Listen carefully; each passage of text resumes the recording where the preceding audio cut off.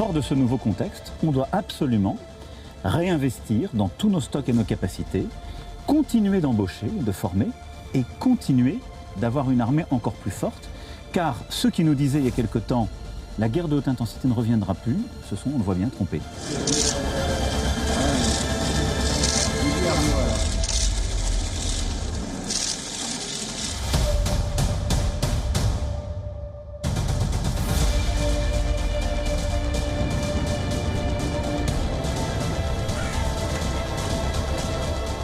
La Russie utilise l'énergie, comme elle l'utilise d'ailleurs l'alimentation, comme une arme de guerre.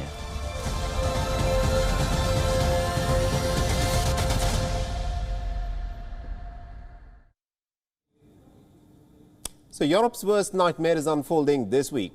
On Monday, Russia's energy giant Gazprom began 10 days of maintenance work on the Nord Stream 1 pipeline. Remember, we're talking about the Nord Stream 1.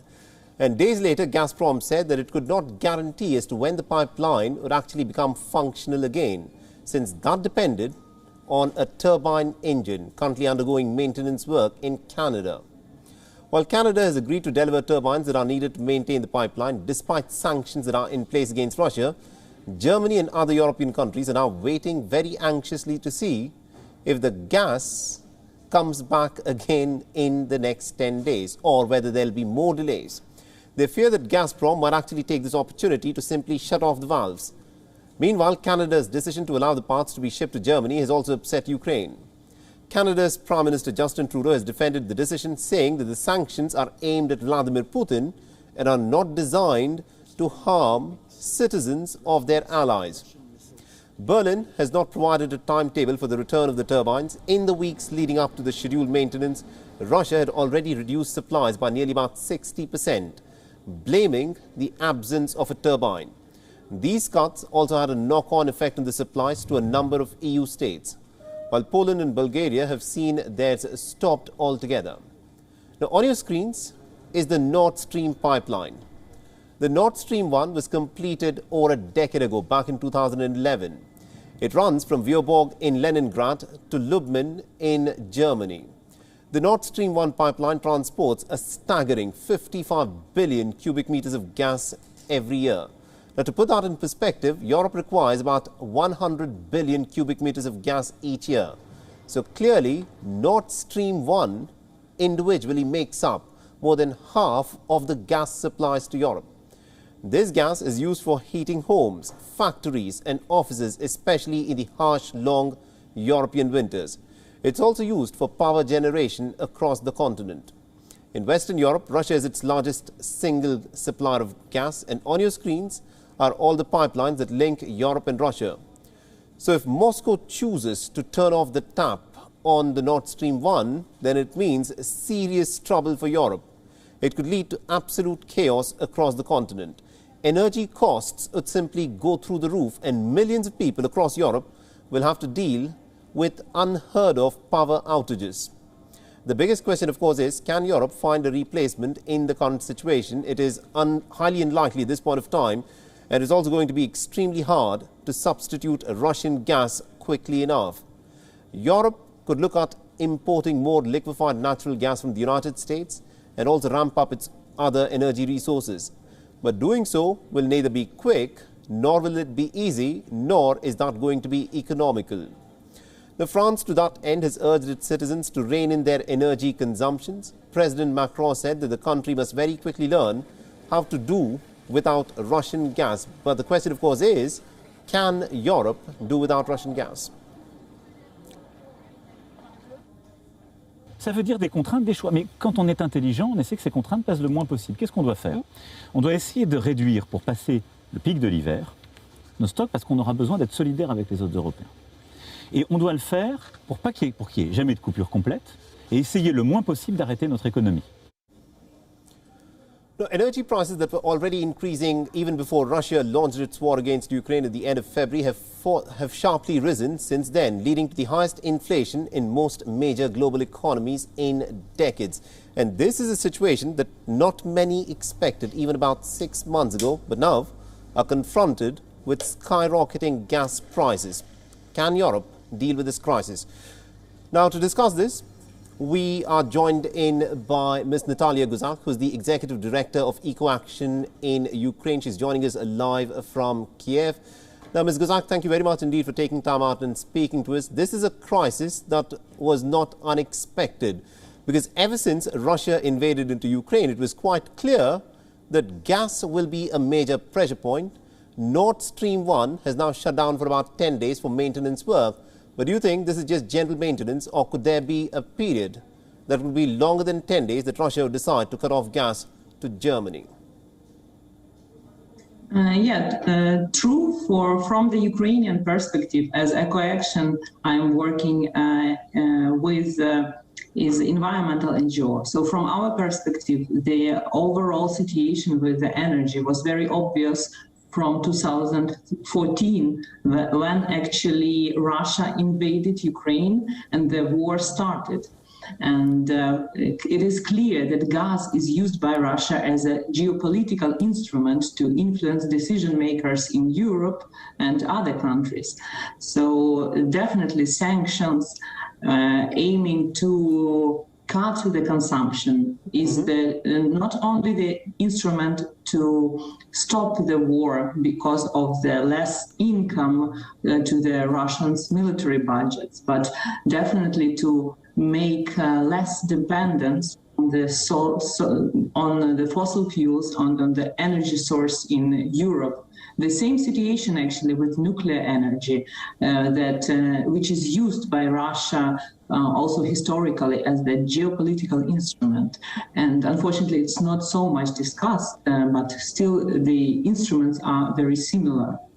Absolutely. So, indeed. Now, Ms. Guzak, this is, as you mentioned very correctly, that this is something that Europe should have foreseen right from 2014 onwards, ever since Russia invaded and occupied Crimea, because there was a conflict that was brewing, that's been brewing since the last 8 years. It's not happened in the last 5 months, it's happened in the last 8 years.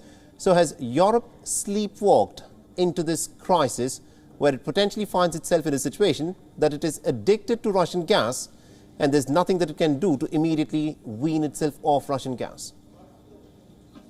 Actually, that was what we were talking about for years and years, that this addiction should be stopped, not now clearly because of the war and the overall energy situation, but also because of the climate change.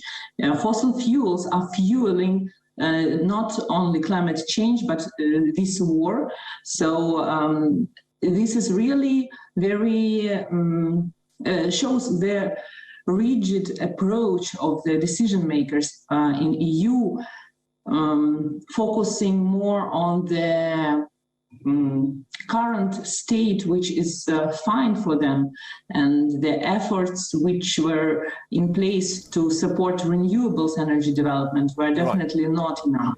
Absolutely, indeed, because this is something that Europe seems clearly not to have planned for. It's a crisis that it appears to have sleepwalked. Ms. Guzak, do continue to stay on with us, because we want to discuss more in terms of what the ramifications of this crisis will be, because Hungary this week has declared an emergency of energy. Officials have said that this is due to the supply disruptions and also because of the skyrocketing energy prices across Europe. The country has released a 7-point plan to counter it. The government will also be stepping up its domestic natural gas production from about 1.5 to 2 billion cubic meters, while seeking other sources of gas. It also imposed an export ban on energy sources such as firewood and boost domestic production of lignite coal.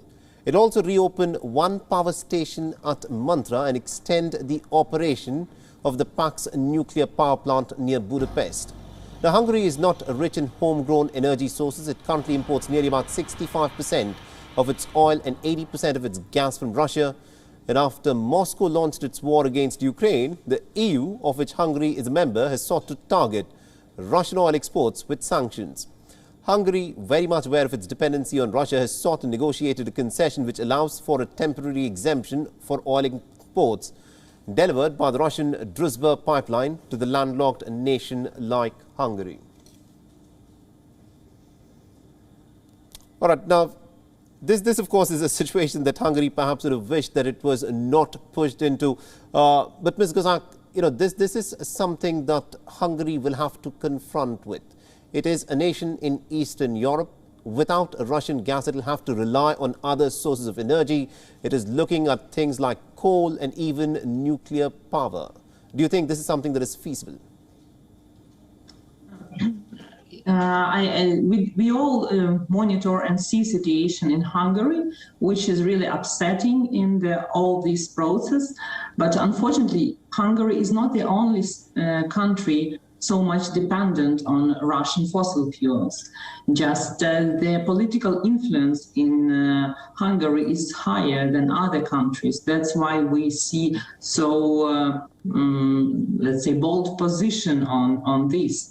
We know definitely that other EU countries have also big dependence on Russian gas, like Germany or even Poland. But Poland managed to step out quickly enough, understanding clearly the situation, even if it means the higher prices. Right. Though for Hungary, my understanding is that the pressure from Russia on them is the highest now, so they just support, let's say, the pro-Russian policy here. Also, I should mention that actually India is the country which is number one on raising imports of Russian crude oil for the last month. So and I wish really this situation would be not so dramatic in general, but definitely India itself should pay attention and join the sanctions with other countries. Absolutely, that's an important point that you've raised there, but the fact remains that Europe in one afternoon purchases more Russian hydrocarbons than what India does, in a span of a month.